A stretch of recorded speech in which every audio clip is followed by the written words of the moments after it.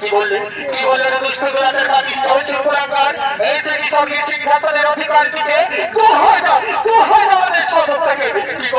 কি বললে বাতিষ্ঠ দেবতাদের দল সে যদি না দেবে স্বর্গীয় সিংহাসনের অধিকার তাহলে